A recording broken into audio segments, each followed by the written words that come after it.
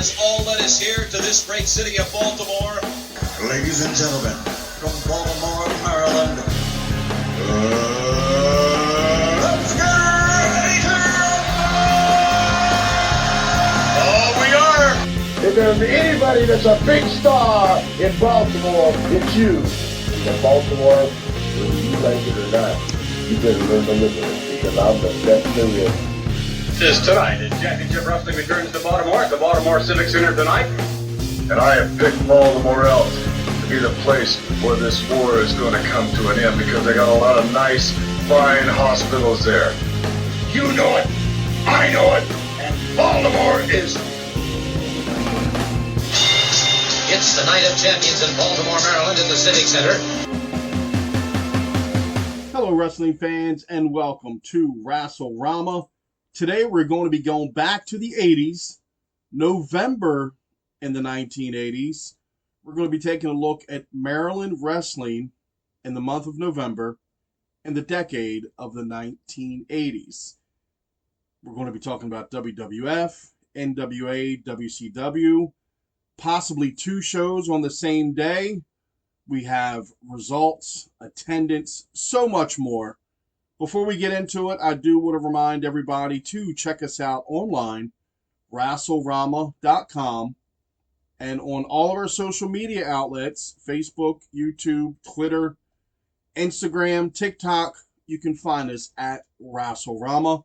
That's RassleRama.com, RassleRama, RassleRama.com.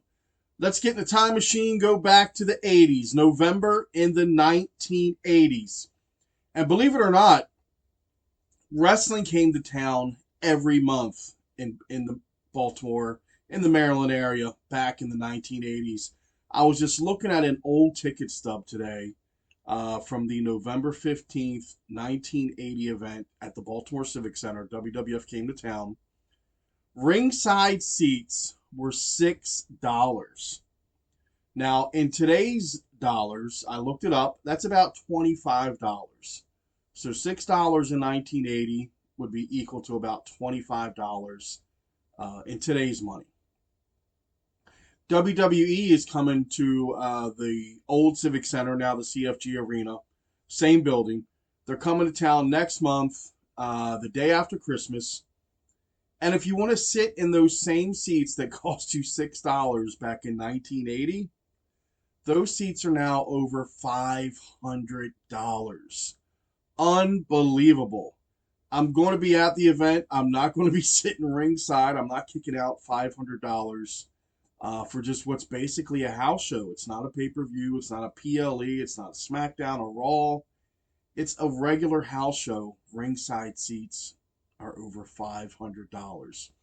So let's go back to the good old days when you can get ringside seats for $6. And that's where we're going to start at. WWF came to the Baltimore Civic Center November 15th, 1980. That event where you can get ringside seats for $6.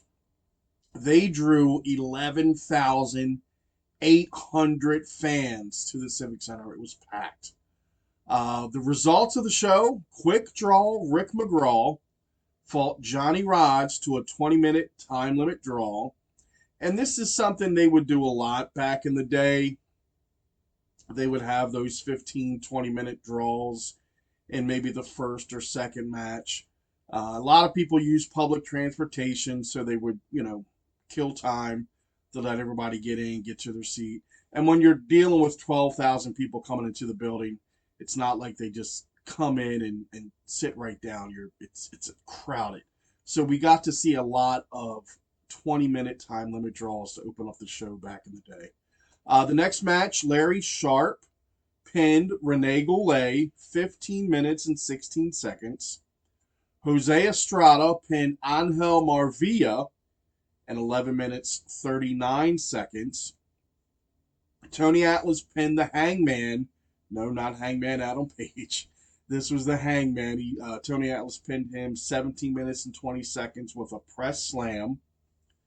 WWF Tag Team Champions Tony Gurria and Rick Martel defeated the Wild Samoans at 6 minutes 45 seconds after Gurria drop-kicked his partner on Sika for the pin.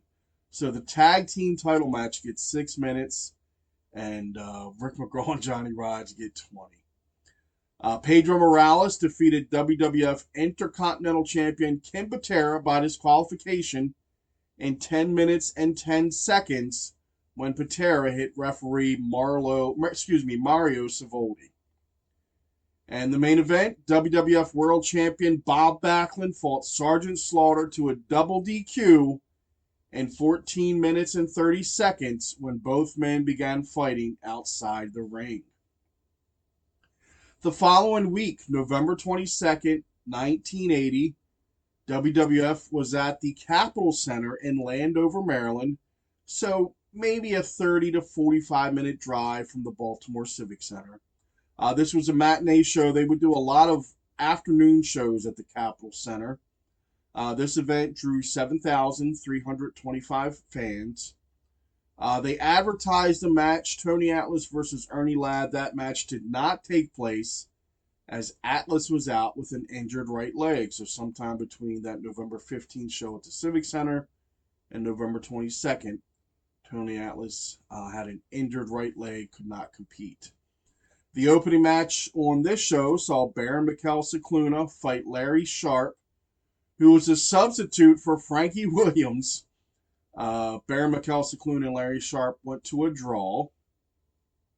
Pedro Morales defeated Sergeant Slaughter via DQ in 17 minutes, 45 seconds. WWF Intercontinental Champion Ken Patera pinned Rick McGraw in 7 minutes and 3 seconds. WWF World Champion Bob Backlund defeated Larry Zbyszko via countout at 19 minutes and 42 seconds after Backlund hit the atomic drop, knocking Zbyszko out of the ring to the floor. So we saw a draw, we saw a DQ, and we got a countout. We're about 5 matches in. Rick McGraw defeated Rick Stallone at 4 minutes and 3 seconds. Rick McGraw drawing double duty this day. And WWF Tag Team Champions Rick Martel and Tony Garea defeated the Wild Samoans in 10 minutes and 54 seconds. Now let's go to the following year, 1981. November 21, 1981, WWF was back at the Baltimore Civic Center, this time drawing 10,040 fans, so about 1,800 less than what they drew the November before. The opening match saw the Haiti Kid pin Little Boy Blue in 12 minutes and 18 seconds. So they had a midget match open up the show, and they went 12 minutes. Johnny Rodz pinned Steve King in 5 minutes and 52 seconds. SD Special Delivery Jones pinned Jose Estrada. Tony Garea and Rick Martel defeated Hans Schroeder and Baron Mikel Cicluna in 3 minutes and 18 seconds. WWF Tag Team Champion Mr. Saito pinned Dominic DeNucci, 7 minutes and 38 seconds. WWF Tag Team Champion Mr. Fuji pinned Curt Hennig in 7 minutes and 14 seconds. And I tell you, I loved when they would use Curt Hennig, and they had Eddie Gilbert like in that 81, 82 time frame as young, up-and-coming enhancement talent, jobbers, whatever you want to call them. But they would give Curt Hennig and Eddie Gilbert, even Rick McGraw, he was like a glorified enhancement guy at times. But they would give them a lot of offense against guys like Fuji. I remember a great match with Ray Stevens on TV. And there was a great tag, Mr. Perfect, and, not Mr. Perfect, Curt Hennig and Eddie Gilbert against Ray Stevens and Buddy Rose. Talk about a great tag match with no story. Jobbers against established guys, but Buddy Rose and Ray Stevens gave them a lot in that match. But, of course, Stevens and Rose won. And actually, back then, and even now, watching these old matches, I would have loved to see Playboy Buddy Rose and Ray Stevens get more time as a tag team in WWF. And I think it was like late 82, early 83. I think they would have been a decent tag team champion, instead of like Fuji Saito and the Samoans being the heel tag champs at that time. But let's get back to the show. Mil Mascars pinned the Executioner, 9 minutes 45 seconds. I'm pretty sure Mil did not give the Executioner a lot of offense that night. Dusty Rhodes at the Civic Center pinned Angelo King Kong Mosca. Dusty Rhodes defeated King Kong Mosca by DQ, 5 minutes and 10 seconds. WWF Intercontinental Champion Don Morocco defeated Tony Atlas by countout. 19 minutes and 35 seconds this match went. And the main event saw Greg Valentine defeat WWF World Champion Bob Backlund by DQ at 20 minutes and 40 seconds when Backlund kept shoving the referee out of the way. So the final 3 matches that night were DQ and countout. The following week, November 29, WWF was at the Capitol Center in Landover once again. November 29, 1981 at the Capitol Center. This was televised on the USA Network, and it featured a young Vince McMahon on commentary.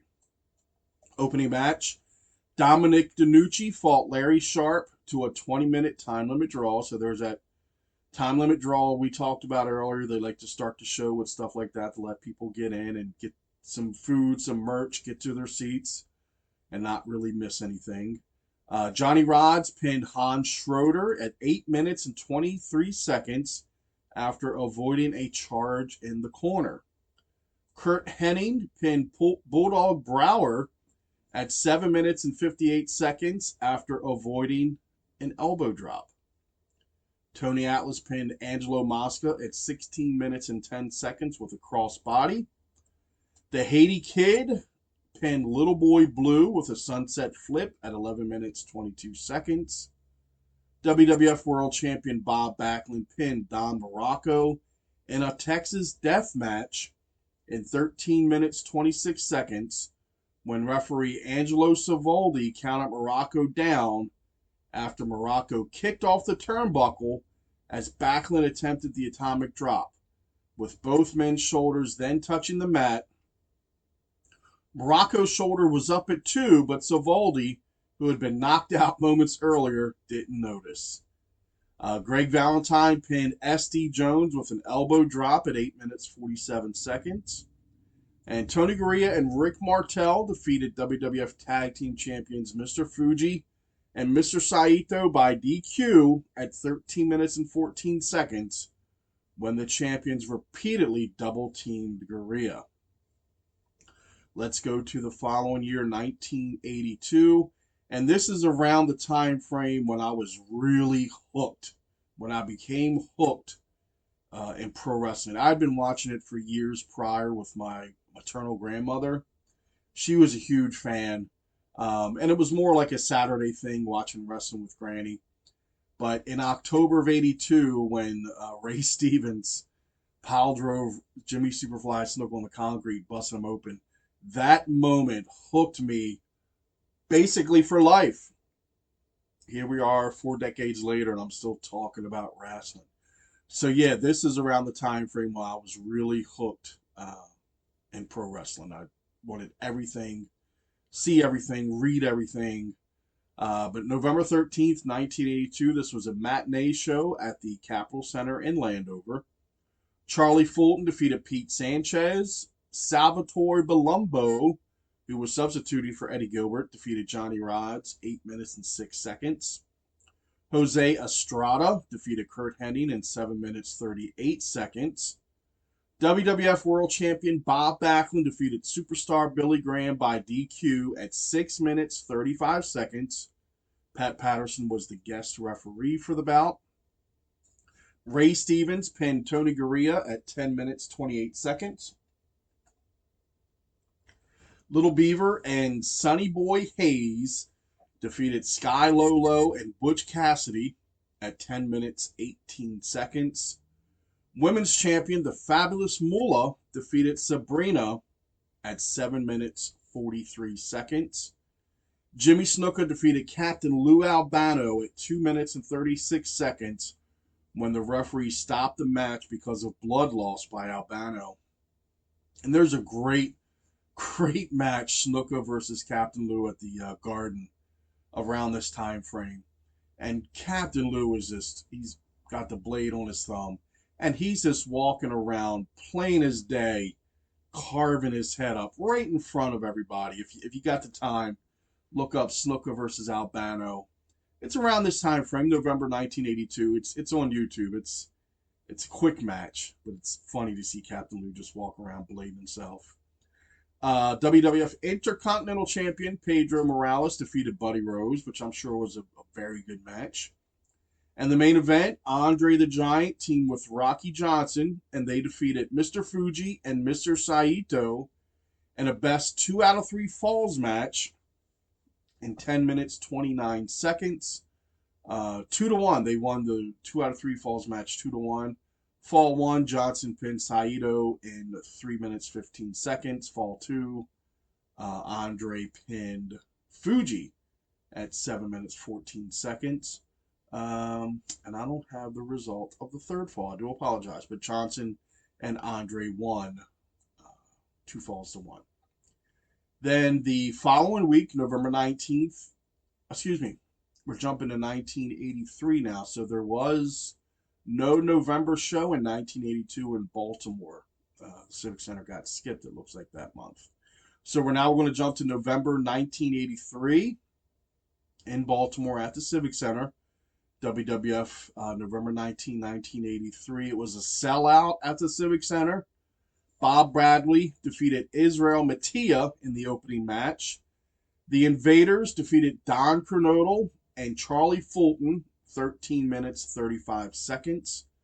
And it was wild as a kid seeing Don Kernodle losing in an opening tag match, because for the last year I've read so much about him and Sergeant Slaughter being a great team in the Carolinas. They were NWA Tag Team Champion, and you just saw a lot of Slaughter and Kernodle, wrestling Ricky Steamboat and Jay Youngblood and just having great matches. And now here he is. That same year, I think, the final conflict, Steamboat Youngblood versus Slaughter and Kernodle, was like in March of 83.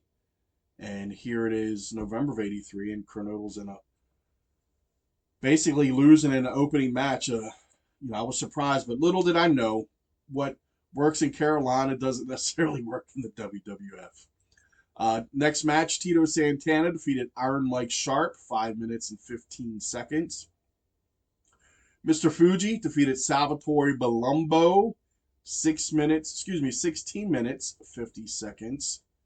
The Iron Sheik defeated Chief J. Strombo, 6 minutes, 45 seconds.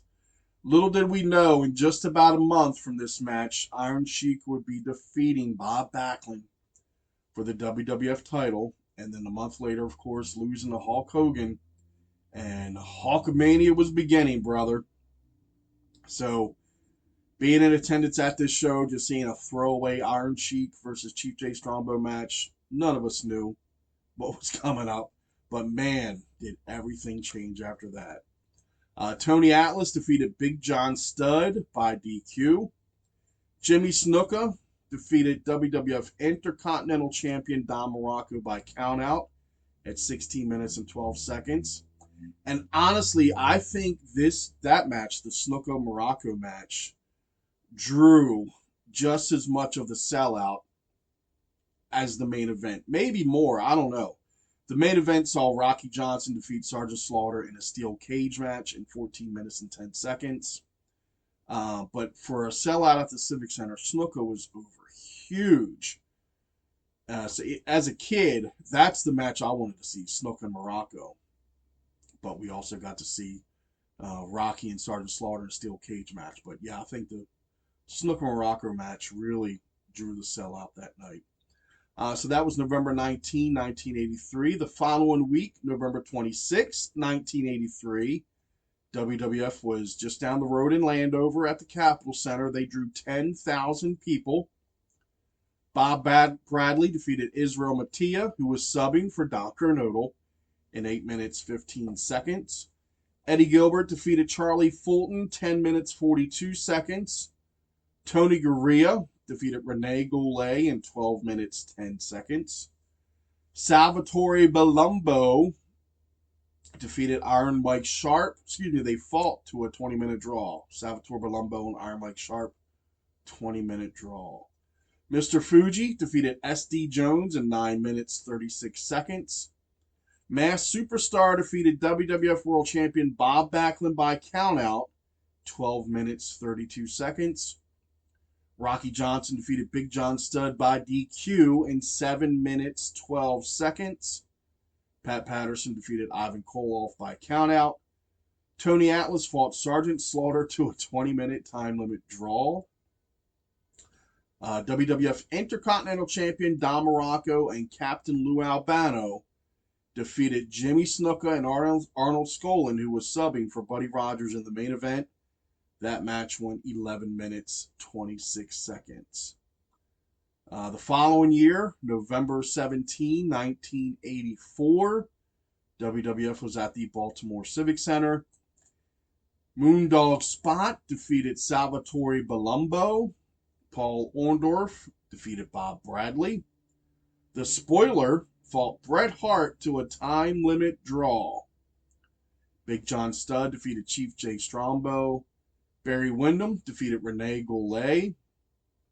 Tony Atlas defeated Moondog Rex. David Sammartino defeated Ken Patera. Wow. Tito Santana defeated Intercontinental Champion Greg Valentine by countout.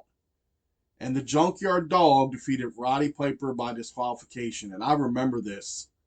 This Piper got so much incredible heat that night, saying stuff that you certainly could not say nowadays. And you can just imagine it's a Roddy Piper versus Junkyard Dog match, what Piper was saying. But the heat was off the charts that night. A few days later, November 22nd, 1984, WWF was down the road, Landover, Maryland, at the Capitol Center. Bob Orton Jr. defeated Salvatore Balumbo. Tito Santana defeated Mr. Fuji. Intercontinental Champion Greg Valentine defeated Swede Hansen. Man, that's an odd matchup. Tony Atlas and Rocky Johnson defeated the Moondogs.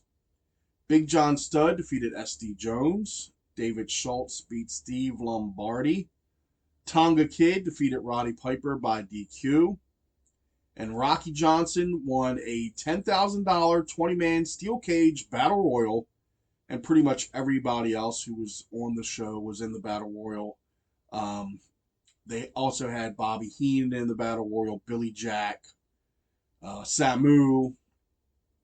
But pretty much everybody else that was on the show was in the battle royal.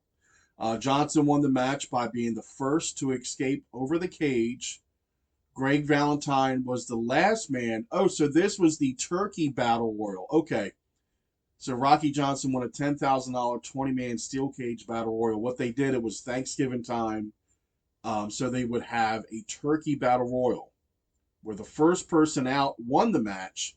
The last person left in the cage was the turkey. So Rocky Johnson won the match. Greg Valentine was the last man in the cage, and he was deemed Turkey of the Year. Let's go to the following year, 1985. This is when it starts to get busy. November 2nd, 1985, WWF is at the Baltimore Civic Center. King Tonga defeats Tiger Chung Lee. Randy Savage defeated Jose Luis Rivera, who was subbing for Rick McGraw. I wonder if this was just after Rick McGraw passed away. I remember, let me try to look this up real quick. I remember being at the arena when they announced, so he passed away November 1st, 1985. So this would have been, let me find that card again. This was the day after. So, wow, he passed away the day before he was supposed to fight Macho Man. So, I remember being at the Civic Center and everybody talking about it, like as a kid. And this was just after Rick McGraw was on Piper's Pit, and Piper gave him a pretty stiff beatdown. And they're, wrestling fans back in the day, man, we believed everything we saw on TV. Some people were thinking Piper beat him too bad, and that's why he passed away. But so, yeah, he passed away November 1st. He was supposed to be on this show November 2nd. So Randy Savage defeated Jose Luis Rivera, who substituted for Rick McGraw. And I'll tell you, Rick McGraw, I saw him all over. He did work in Memphis. I think he was down like in Continental or Florida. I remember seeing old tapes. But I really liked Rick McGraw and Steve Travis. They were like an underneath tag team in that 82, 83 time frame. But they were really, what were they, the North-South connection maybe? Rick McGraw and Steve Travis. But yeah, it was sad when he passed away. Passed away the day before he was supposed to be at the show at the Civic Center. The next match saw Don Morocco and Mr. Fuji defeat Lanny Poffo and George Wells. The Junkyard Dog defeated Johnny V, who was substituting for the Spoiler. Mike Rotundo defeated Iron Mike Sharp. Dan Spivey, who was substituting for Barry Windham. I'm wondering if this is right after Barry said, F that travel schedule, I'm going back to Florida. Might have been right around this time. But Dan Spivey defeated WWF Tag Team Champion Greg Valentine. Roddy Piper fought Paul Orndorff to a double DQ after Orndorff hit Piper with a microphone and choked him with the cord, and Piper hit Orndorff with a chair. After the bout, Orndorff chased Piper backstage with the chair. And the main event saw WWF World Champion Hulk Hogan defeat King Kong Bundy. We've got two more cards, November of 1985. Before I get into that, I want to remind everybody, check us out online, RassleRama.com. If you like these old retro reviews, we have a bunch of them online.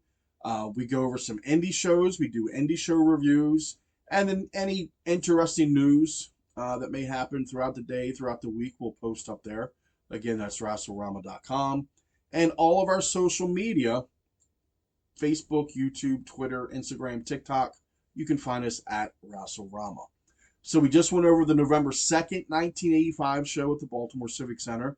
The following week, November 9th, 1985, WWF was in Landover at the Capitol Center. This was a matinee show. Dynamite Kid defeated Tiger Chung Lee. Davey Boy Smith defeated Les Thornton. David Sammartino defeated Iron Mike Sharp. Hercules defeated Scott McGee. WWF Intercontinental Champion Tito Santana defeated Nikolai Volkov.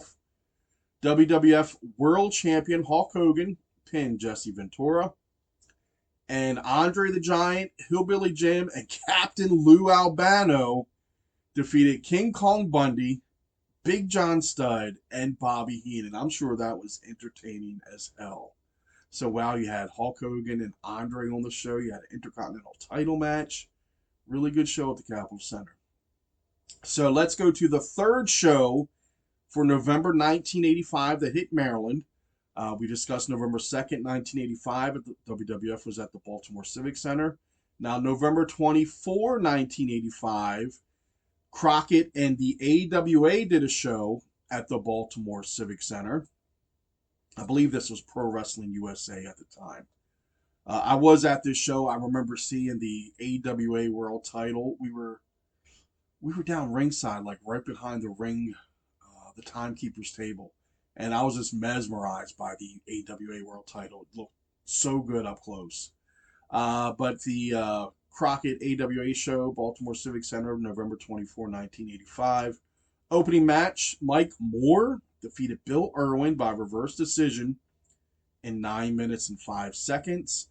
I don't remember Mike Moore at all. Boris Zukov pinned Larry Winters at 10 minutes and 6 seconds. I do remember Larry Winters. He was on a lot of Joel Goodhart shows that we went to up in Philly, like 1990, 91. Larry Winters, DC Drake, Hitman Tony Stetson. So yeah, I'm familiar with Larry Winters. Jimmy Valiant and Superstar Billy Graham fought the Barbarian and Abdullah the Butcher to a double DQ in 11 minutes, 15 seconds. Magnum TA pinned Buddy Landell in 41 minutes and 32 seconds. we were all huge Magnum fans back then, so 41 minutes, I'm sure, didn't seem that long. AWA World Champion Rick Martel defeated Kamala by countout, 9 minutes, 43 seconds. And the main event saw Dusty Rhodes and the Road Warriors defeat NWA US Champion Tully Blanchard, NWA National Tag Team Champions Ole and Arn Anderson in a bunkhouse match in 8 minutes, 14 seconds when Rhodes pinned Ole. And of course, Dusty got the pin in the end. I remember this show seeing the Road Warriors and a few shows before when the Road Warriors were at the Civic Center. Besides Hulk Hogan, the Road Warriors back then got the biggest pops coming out. And that's, I guess, why they call it the Road Warrior pop. But it was deafening at times when the Road Warriors and Hulk Hogan came out at the Civic Center. So this can't be right. November. So, wow, we actually had 4 shows in November 1985. I got the results here, and for some reason, so we had November 2nd, 1985, WWF at the Baltimore Civic Center. November 24, 1985, Pro Wrestling USA at the Baltimore Civic Center. And then the following week, November 30, 1985, WWF was back at the Baltimore Civic Center. So 3 shows at the Civic Center, 1 at the Capitol Center. Man, it was a busy month. Hercules defeated Mr. Wrestling 2 in the opening match. 2 was subbing for SD Jones. Tony Atlas pinned Tiger Chung Lee. Bret Hart and Jim Neidhart defeated Corporal Kirshner and SD Jones, who was substituting for George Wells. Dan Spivey pinned Barry O. Randy Savage pinned Scott McGee. Intercontinental Champion Tito Santana pinned Bob Orton Jr. Jesse Ventura defeated Uncle Elmer by DQ. Ricky Steamboat fought Don Morocco to a double countout. And Roddy Piper defeated Paul Orndorff by disqualification in a lumberjack match. And this is one thing, looking back, there were so many DQs and countouts back then. Like, why couldn't Jesse just pin Uncle Elmer? Put his feet on the rope or something. And I could see Steamboat and Morocco going to a countout. They were building the feud at the time. But Piper and Orndorff DQ in a lumberjack match when earlier that month, Piper and Orndorff went to a double DQ. I don't know. Just too many. People shit on Dusty Rhodes booking a lot, and, I agree with them at times, but the constant DQs and countouts really grinded on you back in the day as a fan. Let's jump to November 22nd, 1986. WWF was at the Capitol Center in Landover. Pedro Morales defeated Jack Kruger. Billy Jack Haynes defeated Steve Lombardi. Hillbilly Jim defeated Jimmy Jack Funk. Hercules defeated Coco Beware. Brutus Beefcake and Greg Valentine defeated the Islanders. Kamala defeated King Kong Bundy with a splash off the top after Bundy missed an avalanche in the corner. So just earlier that year, Bundy was main event in WrestleMania against Hulk Hogan. And here he is, 7 months later, losing, getting pinned by Kamala. The main event saw Roddy Piper and George Steele defeat Don Morocco and Bob Orton. That was a matinee show, November 22, 1986. Later that night, Jim Crockett Promotions was at the Baltimore Arena, November 22, 1986. So realistically, 45-minute drive? You could have went to both shows. This Crockett show was a sellout, 14,000 people in attendance. Larry Winters pinned Ron Shaw. Ricky Lee Jones pinned Rocky Kernodle. Hector Guerrero defeated Tony Zane in 15 minutes and 22 seconds. Jimmy Valiant defeated Gary Royal in 8 minutes and 51 seconds. And I'll tell you what, 14,000 people didn't come to see those first 4 matches. I can guarantee you that. Ole Anderson and Arn Anderson defeated Dutch Mantell and Bobby Jaggers in a Texas Tornado match in 8 minutes and 27 seconds when Arn pinned Mantell. And Mantell and Jaggers, they had like a little mid-card tag. They were the Kansas Jayhawks. They were like not underneath, but like a mid-card tag. They would lose to guys like Ole and Arn, but they would get wins on TV. Road Warrior Animal and Paul Ellering, who was subbing for Road Warrior Hawk, defeated Bobby Eaton and Dennis Condrey by DQ in 13 minutes and 15 seconds when Condrey hit Road Warrior Animal with Jim Cornette's tennis racket. And the main event saw NWA TV champion Dusty Rhodes and NWA US champion Nikita Koloff defeat NWA World Champion Ric Flair and Tully Blanchard in a steel cage match in 15 minutes and 16 seconds when Rhodes pinned Blanchard, because of course Dusty got the pin, after Koloff hit Blanchard with the Russian sickle. So between the Road Warriors and Midnights and that main event tag match, that's why 14,000 people sold out the Civic Center that night. Unreal. The following week at the Baltimore Arena, so 2 shows within a week at the Baltimore Arena. Crockett with 14,000 people sold it out. Then the week after, November 29, 1986, WWF was in town. Bret Hart and Jim Neidhart faced Jacques and Raymond Rougeau. I don't have results on this match for some reason. Dick Slater faced Butch Reed. Pedro Morales faced Sika. Jake Roberts versus Coco Beware. Hercules versus Intercontinental Champion Randy Savage. And Roddy Piper faced Bob Orton Jr. in a bull rope match. I do apologize. I did not get results on that match or on that show. Let's jump to November 1987. At the Capitol Center, November 8th, WWF was in town. The opening match saw Hercules pin Brady Boone. Virgil, who was substituting for Ted DiBiase, pinned Ivan Putski. Polish Power losing to Virgil. Greg Valentine pinned George Steele. Brutus Beefcake pinned Dino Bravo. Demolition fought Ken Patera and Billy Jack Haynes to a double countout. Bam Bam Bigelow pinned Killer Khan. WWF Tag Team Champion Rick Martel and Tito Santana defeated the Islanders in a best 2 out of 3 falls match. And the main event, Intercontinental Champion Honky Tonk Man defeated Randy Savage by countout. Later in November 21, 1987, Baltimore Arena got a rare matinee show. The main event, Hulk Hogan faced the One Man Gang. And again, I don't have results on this Baltimore Arena show. The only match that I have was Hogan, which I'm sure won, versus the One Man Gang. Let's jump to November 1988. We start in Landover at the Capitol Center, November 20, 1988. They only drew 2,500 fans. Wow. Blue Blazer pinned Danny Davis. Shawn Michaels and Marty Jannetty defeated the Conquistadors. Arn Anderson and Tully Blanchard defeated Paul Roma and Jim Powers.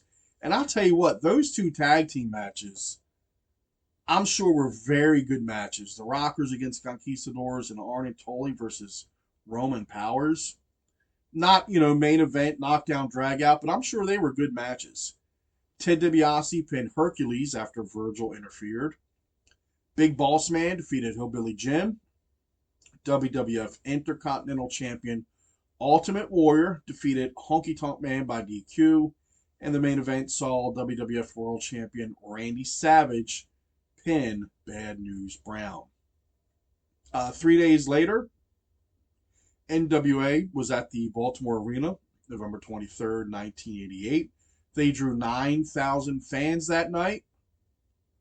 Lots of no-shows. Steve Williams, Ron Simmons, Eddie Gilbert, the Sheep Herders, Al Perez, and Abdullah the Butcher were all scheduled to appear but did not. Abdullah was touring Japan, so I don't know what happened that night, but that is a crazy amount of no-shows. The opening match saw Dennis Condrey and Randy Rose defeat the Italian Stallion and Joey Maggs. Tommy Rogers defeated Rip Morgan. Bobby Eaton and Stan Lane defeated Ted Tyson and Tony Stetson. I know Stetson, I talked about him earlier, but I don't know who Ted Tyson was. Was it Ted Petty, maybe? Did he come down with Stetson for this match? I don't know. Bobby Fulton defeated NWA TV champion Mike Rotundo by DQ at the 17-minute mark. Ivan and Nikita Koloff defeated the Russian Assassins in a chain match when Nikita pinned Assassin number 2. Dusty Rhodes with Bam Bam Bigelow defeated NWA US champion Barry Windham to win the title via submission with a sleeper. After intermission, however, we're getting a dusty finish.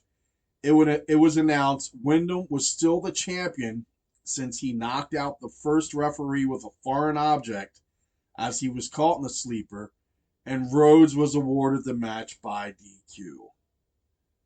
Sting and Lex Luger fought NWA Tag Team Champions the Road Warriors to a double countout at the 13-minute mark. And NWA World Champion Ric Flair pinned Rick Steiner at the 15-minute mark with a suplex and putting his feet on the ropes for leverage. Believe it or not, later, was it in, I can't remember if Starrcade had moved to December at this point, but the Starrcade 1988, Dusty was the booker at the time, and he actually wanted Ric Flair to lose the world title to Rick Steiner in 5 minutes. As hard to believe as that is, he wanted Steiner to beat Ric Flair at Starrcade in 5 minutes to win the world title. WWF was at the Landover, Maryland Capitol Center the following year, November 25, 1989. This was a matinee show, and they drew 6,000 fans, certainly up from the 2,500 they drew in November of 1988. Al Perez defeated the Brooklyn Brawler. Haku pinned Paul Roma. Dino Bravo defeated Hercules. Bret Hart and Jim Neidhart fought Shawn Michaels and Marty Jannetty to a draw, and I'm sure that was a really good match. Randy Savage pinned Jim Duggan. I think this was the time when they were fighting over the king of wrestling, over the crown. King Macho and King Hacksaw. I think that's when they were fighting over the crown. Jake Roberts defeated Ted DiBiase by DQ, and Tito Santana defeated Bad News Brown by countout. The same day, wow, so the matinee show for WWF at the Capitol Center, November 25, 1989. Later that night, in Baltimore at the arena, November 25, 1989. I don't have results for this show. I just have a few of the matches. But Tom Zink and Brian Pillman faced Michael Hayes and Jimmy Garvin. Doom defeated NWA Tag Team Champions Rick Steiner and Scott Steiner by DQ. And NWA World Champion Ric Flair defeated NWA TV Champion, the Great Muta, by disqualification. And that's going to wrap up our trip back to the 80s, November in the 80s, wrestling in Maryland. I hope you enjoyed the trip down memory lane. We're going to do this each month, and you can check out our site for previous months. So we'll have December up. We'll probably have December up just before Christmas. So we'll go back to December in the 80s for Maryland wrestling, and we'll do the same. Hope you enjoyed this. Again, check us out online, RassleRama.com. And until next time, take care and see ya.